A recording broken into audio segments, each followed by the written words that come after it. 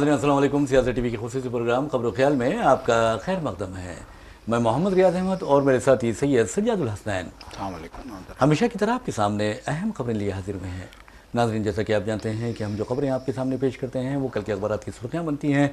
न सिर्फ सुर्खियाँ बनती हैं बल्कि उन खबरों को इलेक्ट्रॉनिक मीडिया गैर मामूली अंदाज में नश्र करता है। इसी तरह सोशल मीडिया पर ये खबरें वायरल होती हैं। बहरहाल नाज़रीन, जहाँ तक खबरों का सवाल है, आपको बता दूँ कि हिंदुस्तान में ख़ास तौर पर 2014 के बाद से जिस तरह फ़िरका परस्ती को फ़रोग़ दिया जा रहा है, फ़िरका परस्ती को आगे बढ़ाया जा रहा है और दरिंदगी का मुज़ाहरा किया जा रहा है, वो शायद हिंदुस्तान की तारीख़ में कभी भी पेश ना आया होगा और ना ही आने के इम्कानात है। लेकिन अफसोस की बात यह है कि बीजेपी हुकूमत, मरकज़ में बीजेपी की हुकूमत है, कई रियासतों में बीजेपी की हुकूमत है और आप देखिए कि जहाँ पर बीजेपी की हुकूमत है वहाँ पर फ़िरका परस्ती बड़ी तेज़ी के साथ फ़रोग़ पा रही है। ये क्यों पा रही है, किस लिए पा रही है और कौन ये इसको आगे बढ़ा रहा है, ये आप अच्छी तरह जानते हैं, बोलने की ज़रूरत भी नहीं है। तो बहरहाल अब अंदाज़ा कीजिए कि तालीमी शोबे को भी अगर आप ज़ाफ़रानी रंग से रंग देंगे या फ़िरका परस्ती का रंग या उसके पर जंग चढ़ा देंगे तो फिर हिंदुस्तान का क्या होगा, ये सोचने वाली बात है। अब मिसाल के तौर पर आप अंदाज़ा कीजिए कि NCERT यानी national council of education research and training, ये जो किताबें तैयार करती है उनके अहदेदारों का दावा है कि हम किताबें जो तैयार करते हैं बैलेंस्ड होती हैं, इनकी तारीख यानी ये बहुत ही बैलेंस्ड और एविडेंस बेस्ड है जो किताबें जो है किताबों में जो कुछ लिखा गया है। मिसाल के तौर पर इस मरतबा आप देखेंगे कि एक क्लास 8 की न्यू NCERT की जो 8वीं जमात की किताब आई है उसमें मुग़ल बादशाहों को ख़ास तौर पर आप देखेंगे बाबर है, अकबर है, औरंगज़ेब है, उन्हें बड़े पैमाने पर लोगों का कत्ल करने वाला यानी हिंदुओं का कत्ल करने वाला कातिल करार दिया गया है और कहा गया है कि इन लोगों ने मंदिरों को मुनहदिम किया, गिराया है, इस तरह की यानी बेहुदा बातें की गई हैं। और इन अहदेदारों का ये भी कहना है कि माजी की गलतियां जो हुई हैं उसकी सज़ा आज के लोगों को ना दी जाए और आज के लोग ज़िम्मेदार नहीं हैं। तो आप अंदाज़ा कीजिए कि ये लोगों बच्चों के जहनों में स्कूली तालीम से ही जहर भर रहे हैं और आगे हिंदुस्तान का क्या होगा आप अंदाज़ा कर सकते हैं। मिसाल के तौर पर आप अंदाज़ा कीजिए कि अकबर ने जिस तरह दीन इलाही निकाला था, जिस तरह सेक्युलरिज्म का ढंढोरा पीटा था, जिस तरह आप देखेंगे अपने महल में हिंदू रानियों को रखा था। अब जोधाबाई आप देखिए अकबर की पसंदीदा भी यानी चहीती बेगम थी और आप ये भी अंदाज़ा कर सकते हैं कि मुग़लों ने कभी हिंदुस्तान को लूटा नहीं बल्कि यहीं पर उन्होंने यहाँ पर हुक्मरानी की और यहीं की ज़मीन में दफन भी हुए। तो मुत्तहिदा हिंदुस्तान की बात कर रहा हूँ मैं जबकि अंग्रेज़ों ने 200 साल के दौरान अपने कब्ज़े के दौरान हिंदुस्तान को सिर्फ लूटा और अपनी जो तारीख़ बयान की है फ़िरका परस्तों के साथ मिलकर, वो आज फ़िरका परस्त का भरपूर फ़ायदा उठा रहे हैं। और आपको ये भी बता दूं कि ये जो कहते हैं कि ये कातिल थे अकबर यानी औरंगज़ेब,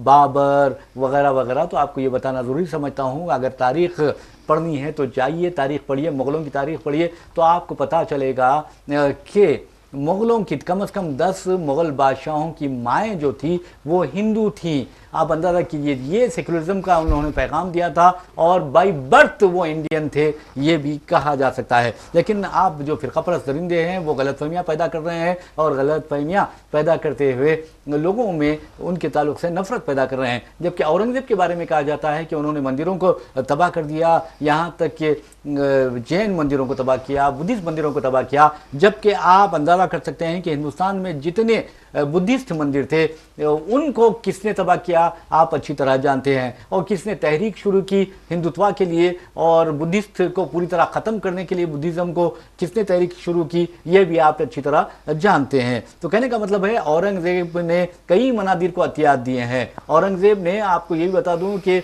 एक औरंगज़ेब का एक आला सिपा सालार जो था या फौजी अहदेदार जो था, उसने एक पंडित की बेटी पर नीयत ख़राब की और जब पंडित औरंगज़ेब से रुजू हुआ तो औरंगज़ेब ने उस फौजी को, अपने सिपा सालार को या अपने फौजी आला अहदेदार को हाथी के पैरों के नीचे कुचलवा दिया था। ये औरंगज़ेब की तारीख़ है। अब अकबर की बात करते हैं या बाबर की बात करते हैं और कहते हैं कि ये कातिल हैं, और इन्होंने बाबर के बारे में तो कहा गया कि जो मुग़ल सल्तनत का बानी है उसके बारे में ये कहा गया कि उसने खोपड़ियों की मीनार खड़ी कर दी थी। तो ये जो गलत बातें हैं उस गलत बातों के बारे में सज्जा साहब आपको बताएंगे। जी ये यकीनन देखिए, NCER एंड ट्रेनिंग, NCERT जिसको कहा जाता है, ये इदारा जो है निसाबी कुतुब बनाने का ज़िम्मेदार है।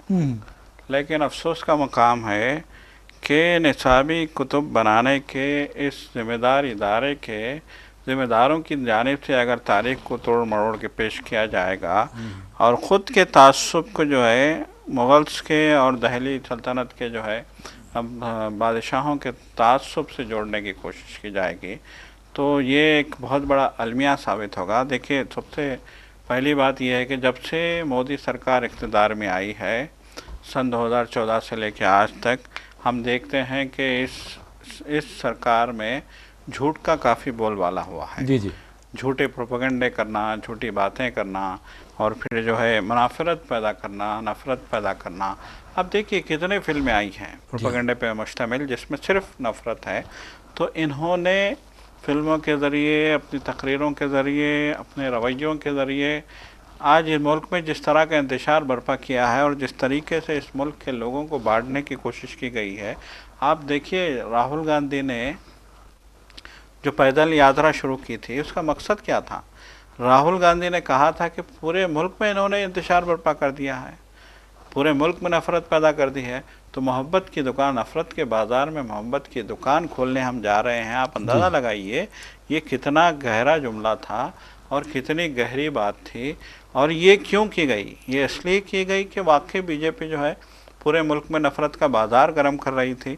तो फिल्मों के ज़रिए, लव जिहाद के नाम पे न जाने कितने जो है, आप देखेंगे कि इन 10 सालों में 2014 से लेकर आज तक 10-12 सालों में जिस तरह के हालात पैदा किए गए हैं, उन हालात को हम देखते हैं। तो अब जिस सिचुएशन में जो है बीजेपी आई है उसे हम फ्रस्ट्रेशन के अलावा और क्या कहेंगे। सबसे बड़ी बात यह है, अब देखिए यहाँ 8वीं जमात की निसाबी किताब में, हिस्ट्री में ख़ास तौर से मुग़ल्स और जो है दहली सल्तनत दिल्ली के जो है बादशाहों के बारे में जो है जिस तरीके से उनकी तारीख़ को मस्ख़ करने की कोशिश की गई है, जैसा कि आपने कहा कि मुग़ल्स के हवाले से उन्होंने साफ़ तौर पे लिखा है निसाबी कुतुब में कि ये जो है मजहबी मुनाफिरत फैलाने वाले थे। और फिर उन्होंने बाबर के बारे में लिखा कि सफाक था बहुत, ये जो है अंधाधुन जो है कत्लेआम करता था। अकबर के बारे में भी वो लिखते हैं कि वो जालिम और बेरहम था। और औरंगज़ेब के बारे में वो लिखते हैं कि इसने मंदिरों को तोड़ने का काम किया, पूरे मुल्क में मंदिर तोड़े। आज देखिए किस तरीके से कहाँ जो है एक नया मसला पैदा किया जा रहा है। बाबरी मस्जिद से शुरू होती है कहानी, और अब देखिए आप संभल की मस्जिद, ज्ञानवापी मस्जिद, और फिर जो है मथुरा की ईदगाह, कैसे कैसे मतलब ये कि कहाँ से जो है कहानियाँ निकाल के लोग ताजमहल और सब ये सारी चीज़ें निकाल के लोग कहते हैं कि औरंगज़ेब ने जो है मंदिरों को गिरा के मस्जिदें बनाई थी। तो वो जो ये झूठ बोल रहे हैं उसको निसाब का हिस्सा बनाया जा रहा है। नई नस्ल का जहन ख़राब करने की जो है एक साजिश हम इसको कहेंगे, ये साजिश की जा रही है। देखिए, अगर पढ़े लिखे लोग, सियासतदान तो अपनी सियासत कर रहे हैं, लेकिन उन सियासतदानों ने पढ़े लिखे लोगों को जिस तरह से इस्तेमाल करना शुरू कर दिया है वो ज़्यादा तशवीश पैदा करता है।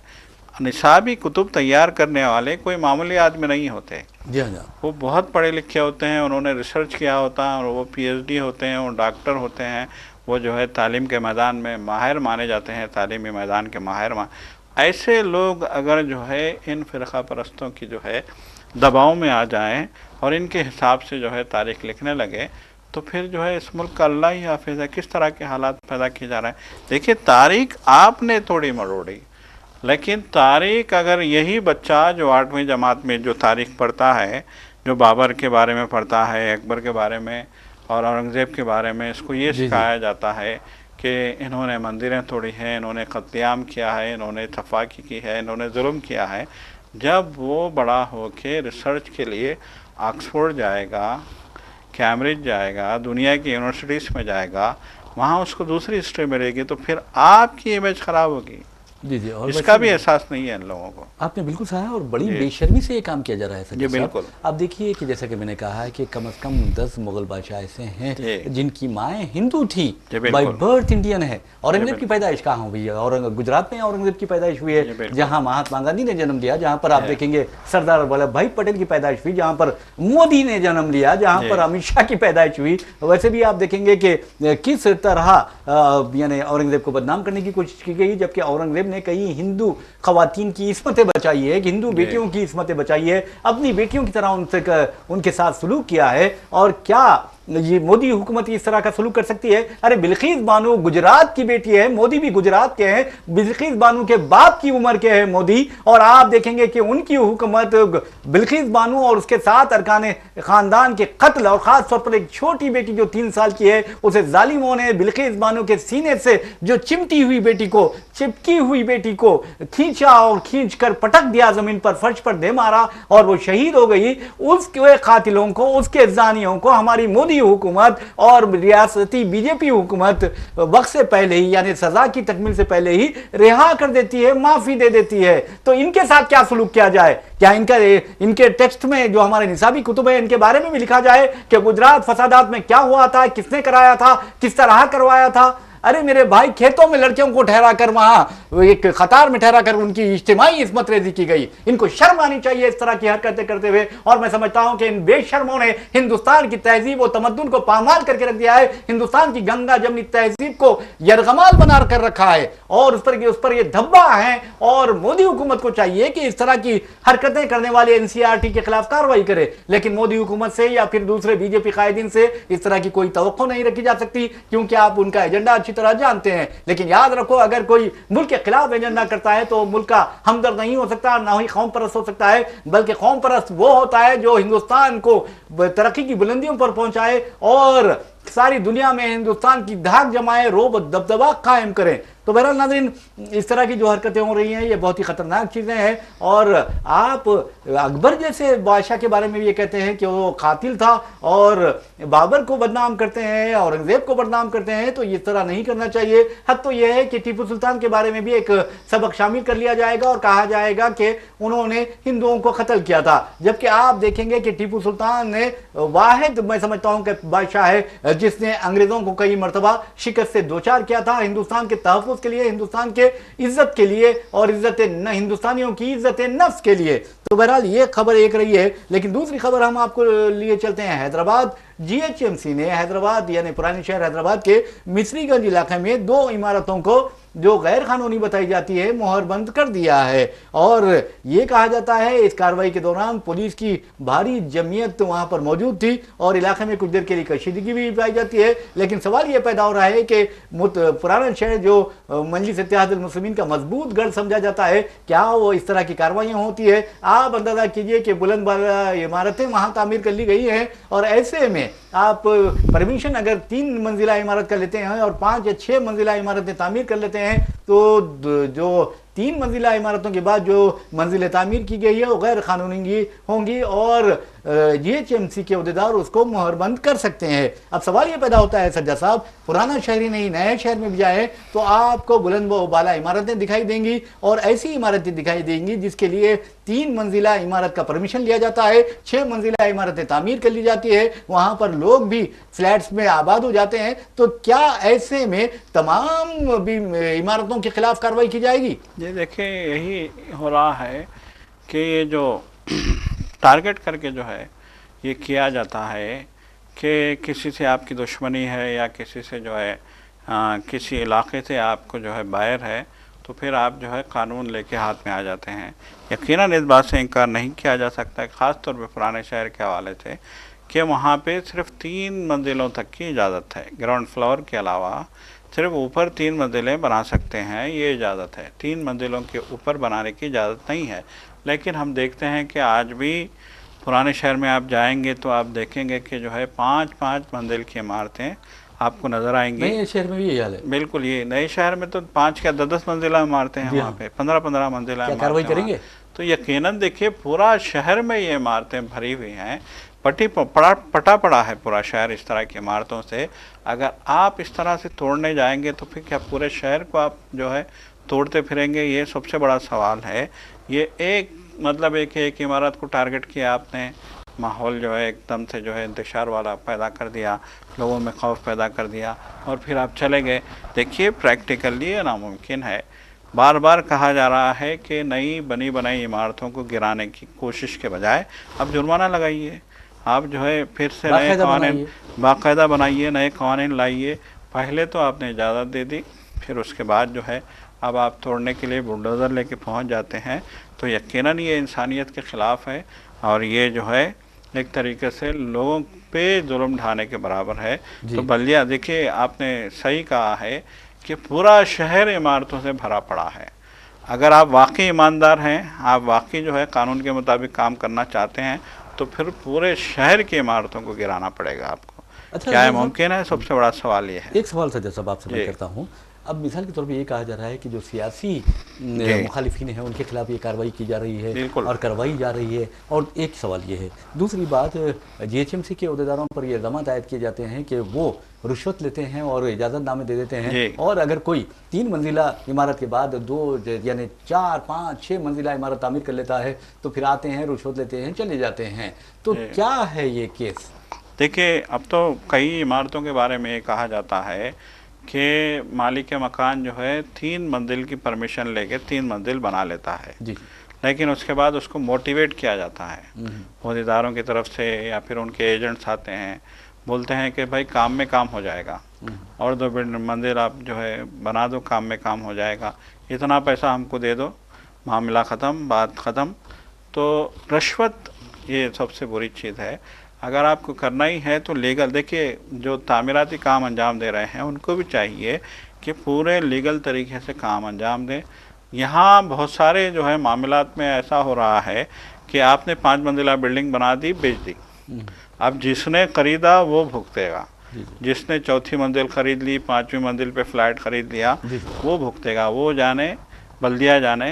ये इस तरह के हालात भी हो रहे हैं। तो इस सिलसिले में जो है बहुत बड़े पैमाने पे बेदारी पैदा करने की ज़रूरत है अपनी जगह, लेकिन ये जो सियासी मुखालिफिन का जो मसला है, ये जो है टारगेट करके, मैंने पहले भी कहा कि टारगेट करके ऐसे काम अंजाम दिए जाते हैं, तो ये क्या है, आपस की दुश्मनी या फिर जो है सियासी कायदीन की आपस की दुश्मनी या मुकामी कायदीन के साथ चपकलिश, इस तरह की बातें होती हैं। तो फिर ये जो है ये काम अंजाम दिए जाते हैं। बाज़ाब्ता बल्दिया को इस्तेमाल किया जाता है, बल्दिया के अहदेदारों को, उनसे कहा जाता है कि इमारत जो है गैर मजाज है, गैर क़ानूनी है, फिर जो है उसको गिराने की कार्रवाई अंजाम दी जाती है। तो जो बनाया गया पहले वो भी रुश्वत लेके किया गया, और जो तोड़ा जा रहा है उसको भी हम सही नहीं कह सकते। और एक देखिए, अब हमारे शहर में ये भी ये बातें गर्श करती हैं कि अगर आपको कई मंजिला इमारत बनानी है या तामीर करनी है तो आप आसानी से तामीर कर ले सकते हैं। आप 3 मंजिला इमारत का परमिशन ले लीजिए, ना भी लें तो आप बना सकते हैं, लेकिन काउंसलर जो हैं, कारपोरेटर्स जो हैं, उनको एतमाद में लेना चाहिए। काउंसलर साहब जो है एरिया एमएलए को कर दो, अपने बिल्कुल एतमाद में लीजिए, काम हो जाएगा। और ये यूं ही काम नहीं होता, बल्कि बाज़ाब्ता रकम उन तक पहुँचाई जाती है, ये भी इल्ज़ाम आयद किए जाते हैं, लेकिन हकीकत क्या है आवाम अच्छी तरह जानती है और एमएलएस जो हैं वो बेहतर जानते हैं। जो बिल्डिंगें बना रहे हैं जिन्होंने, अब तो देखिए कॉमन हो गया है, अब पुराने शहर में भी आप जाएंगे, छोटी छोटी गलियों में भी जाएंगे, चूँकि तामीराती जो है जो मतलब एक तर्ज जो है वो बहुत जदीद हो गया है और आसानी से कई मंजिला इमारतें बन रही हैं, और जो है तामीराती काम सस्ता भी हो गया है बनिस्बत ज़मीन के। एक ज़माना था जिनका लोग कहा करते थे कि जो ज़मीन सस्ती है और तामीराती काम महंगे हैं, लेकिन आज ये हो गया है कि ज़मीन महंगी हो गई है और तामीराती काम सस्ते हो गए हैं। तो हो ये रहा है कि महलों में, गलियों में जो पुराने मकान थे वो तोड़ के 5-5 मंजिला मकान जो है इमारतें खड़ी की जा रही हैं। हर गली में आप देखिए, चाहे वो पुराना शहर हो या नया शहर हो, तामीराती काम बहुत तेज़ी से जारी है। लेकिन एक बात ज़रूर है, जैसे कि पुराने शहर को एमआईएम का गढ़ कहा जाता है, मजबूत किला कहा जाता है, और उस किले में इस तरह की दरारें पड़ेंगी तो फिर एमआईएम का क्या होगा? क्या उसका इमेज ख़राब नहीं होगा? यकीनन देखिए, ये तो खुद एमआईएम को सोचने की ज़रूरत है कि आखिर हो क्या रहा है। पहले ही लोग कुछ शाकी हैं, पहले लोग जो है शिकायत करते नज़र आते हैं। तो इस तरह के हालात अगर अब बनते हैं तो फिर आगे जो है यकीनन एक बेचैनी पैदा होगी लोगों में।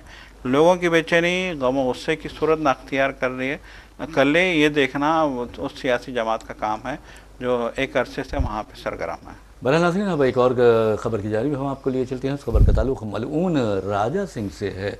मलून राजा सिंह आज किस कदर जलील हो रहा है, रुस्वा हो रहा है, और आप अच्छी तरह जानते हैं कि खुद उसकी अपनी पार्टी जिस पर उसे नाज हुआ करता था, उस पार्टी के लोग भी उससे दूरी अख्तियार कर चुके हैं। अब तो उसे गालियां भी दे रहे हैं, उसके खिलाफ तनखीदें भी कर रहे हैं, और ये कह रहे हैं कि उसकी वफादारी, यानी बीजेपी के साथ उसकी वफादारी, वो हिंदुत्व के साथ उसकी वफादारी और अपने हल्के के साथ उसकी वफादारी को चैलेंज भी कर रहे हैं। और सवाल ये कर रहे हैं कि राजा सिंह ने आखिर हिंदुओं के लिए क्या किया है, क्या हिंदुओं की तरक्की के लिए उसने कुछ काम किया है, अपने हल्के गोशा महल की तरक्की के लिए उसने कुछ काम किया है? सिवाय बकवास के उसने कुछ भी नहीं किया। हिंदू मुस्लिम करता रहा और आवाम को बेवकूफ़ बनाता रहा। और आज आप जाकर देखेंगे, ये राजा सिंह के सियासी मुखालिफिन कर रहे हैं कि अगर आप गोशा महल इलाके का दौरा करेंगे तो आपको वहाँ पर तरक्की जो हुई है वो अच्छी तरह नज़र आ जाएगी कि कितनी तरक्की हुई है। अगर एक पसमानदा इलाका बन गया है गोशा महल, इस तरह की बातें की जा रही हैं। बहरहाल राजा सिंह जिस तरह के हरकत किया करता था, जिस तरह की बातें, जिस तरह की बकवास किया करता था, आज वही बकवास उसके के गले में यानी तौहीन का और ज़िल्लत का हार बनकर उसमें पड़ गए हैं। अब ये देखना है कि वो किस तरह इस ज़िल्लत आमेज़ ज़िंदगी से छुटकारा पाता है। तो बहरहाल राजा सिंह को बीजेपी से तो निकाल दिया गया, आप अच्छी तरह जानते हैं। अब उसकी जो रुकनीत है असेंबली की वो भी ख़त्म हो जाएगी। ये भी खदशात ज़ाहिर किए जा रहे हैं, बल्कि इम्कानात ज़ाहिर किए जा रहे हैं, और आयन मुमकिन है कि कुछ ही दिन में स्पीकर की जानिब से उसे नाअहल करार दे दिया जाएगा, क्योंकि बीजेपी एक मकतूब वहाँ रवाना करने वाली है, और हो सकता है कि कर भी चुकी है वो। तो बहरहाल अब जुबली हिल्स है और गोशा महल, दो असेंबली हलकों में ज़िमनी इंतखाबात होंगे। अब देखना यह है कि वहाँ राजा सिंह का क्या मौक़िफ़ होता है, क्या वो गोशा महल से मुकाबला करने की हिम्मत कर सकता है। अगर हिम्मत कर सकता है तो फिर समझिए कि बीजेपी मैदान में उतारेगी राजा सिंह के खिलाफ माधवी लता को। माधवी लता ने अब राजा सिंह को शदीद तनकीद का निशाना बनाना शुरू कर दिया है। उसने एक टीवी इंटरव्यू में, एक तेलुगु चैनल को इंटरव्यू देते हुए इस बात पर बरहमी का इजहार किया है कि राजा सिंह ने आकर बीजेपी के लिए क्या किया है, अपने हल्के के लिए क्या किया है, सिर्फ अपने लिए उसने किया है। ये बात माधवी ने कही है, माधवी लता ने, जो आप अच्छी तरह जानते हैं कि वो असदुद्दीन ओवैसी के खिलाफ लोकसभा इंतखाबात में मुकाबला की थी उसने, और उसे शिकस्त का सामना करना पड़ा था। राजा सिंह की इस नई हरीफ के बारे में आप कह सकते हैं कि उसने ये भी कहा है अपने इंटरव्यू में कि मैं 7 असेंबली हलकों के इंचार्ज हूं और एमपी इलेक्शन भी लड़ चुकी हूं, और राजा सिंह सिर्फ एक हल्के असेंबली गोशा महल का इंचार्ज था।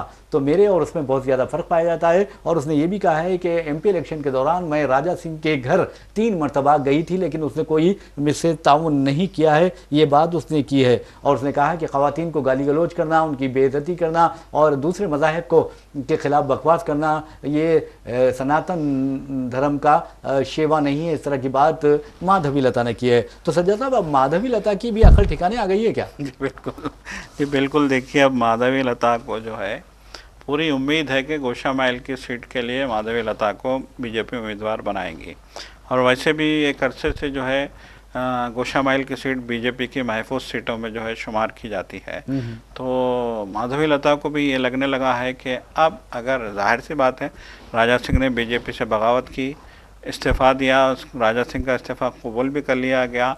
अब बीजेपी जो है राजा सिंह की अहलियत, एमएलए की जो अहलियत है उसको भी जो है नाअहल करार देने के लिए दरख्वास्त देने वाली है स्पीकर को और गवर्नर को। तो बहरहाल ये जो कार्रवाई है, अगर ये कार्रवाई आगे बढ़ेगी और ये नाअहल करार पाएंगे राजा सिंह, तो फिर री इलेक्शन होगा वहाँ पे, और सिचुएशन पूरी वाज़ेह हो गई है कि वहाँ पे री इलेक्शन होना तय है। तो बहरहाल जब री इलेक्शन होगा तो वहाँ पे बीजेपी के उम्मीदवार माधवी लता बनेगी, ये भी तय नजर आ रहा है। सिचुएशन तो यही दिख रही है। लेकिन एक बात उसने कही है कि जुबली हिल्स है और गोशा महल है, बीजेपी क़यादत जहाँ से वो मुकाबला करने के लिए कहेगी वो मुकाबला करेगी। देखिए, ये अपनी जगह है कि, लेकिन जुबली हिल में बीजेपी का जो है जीतना बहुत मुश्किल नज़र आता है। तो माधवी लता चाहेगी यही कि उसको जो है गोशा महल असेंबली से सीट मिले, ताकि उसकी जो है जीत यकीनी हो जाए। जी, जी। तो देखिए माधवी लता जो है, जिसने जो है इसने भी इश्तियाल अंगेज़ी की थी, आपको याद होगा जब इलेक्शन में, एमपी नाचते इलेक्शन, नाचते तीर चलाई थी। यहाँ नाचते नाचते उसने तीर चलाया था मस्जिद की तरफ देख के जो है। जी हाँ, जी हाँ। फिर बाद में माफ़ी भी मांगी थी, लेकिन उसने इलेक्शन के दौरान में काफ़ी इश्तियाल अंगेज़ी उसकी देखने में आई है और वो काफ़ी तनाज़ात में रही है माधवी लता। तो बहरहाल जो है अब देखने वाली बात यह है कि बीजेपी की रियासती क़यादत पे डिपेंड करता है। अभी तो नए सदर बन गए हैं रामचंद्र, और फिर जो है किशन रेड्डी का भी जो है बहुत बड़ा अमल दखल है रियासत की सियासत में।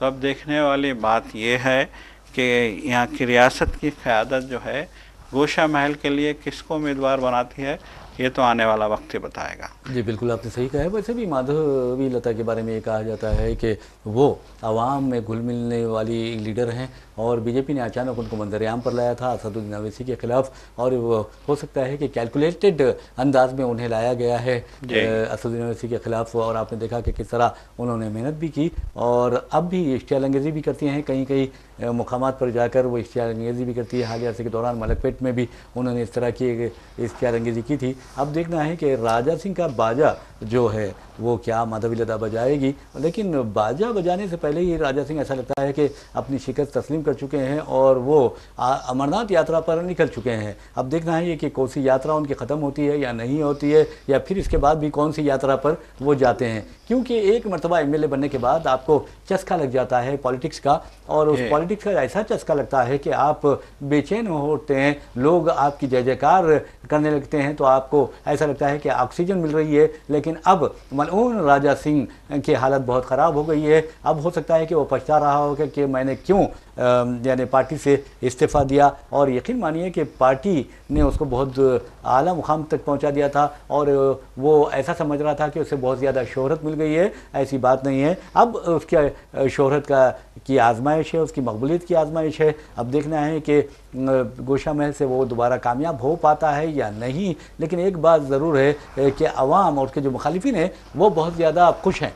बिल्कुल बिल्कुल, देखिए खुद जो है बीजेपी में भी आपने देखा कि हालिया दिनों में जी राजा सिंह को जो है राजा सिंह के बीजेपी से इस्तीफ़ा देने के बाद बीजेपी में भी जो है एक बहस छिड़ गई थी, और बीजेपी के कायदीन के अक्सरियत ने ये कहा था कि राजा सिंह के जाने से बीजेपी मुस्तहकम होगी, राजा सिंह की वजह से बीजेपी का नाम जो है बहुत बदनाम हुआ रियासत में। जी, तो यकीनन अब देखिए आने वाले दिनों में हम देखेंगे। एक बात तो तय है, 100 बातों की एक बात है, जिसने शान रसूल की जो है शान में गुस्ताखी की, उसका अंजाम जो है दुनिया में भी वही होता है, ज़िल्लत और रुसवाई का होता है।